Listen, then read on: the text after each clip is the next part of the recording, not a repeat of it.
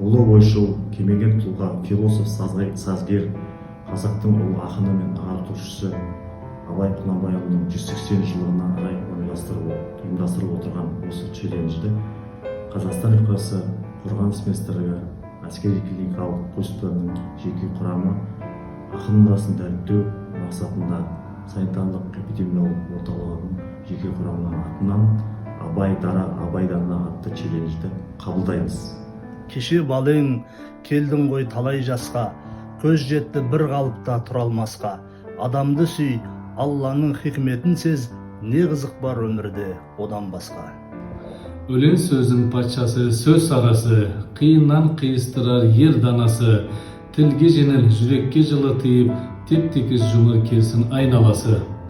Ақтан кіріп бойдалар, әсем әнмен тәтті күй, көңілге түрлі ой салар, әнді сүйсең менше сүй. Әсемпаз болма әрнеге, өнерпаз болсаң арқалан, сен де бір кірпіш дүниеге кетігін таптап арқалан деп осы аталған челленджді бас әскери клиникалық госпиталының жеке құрамына жолдаймыз.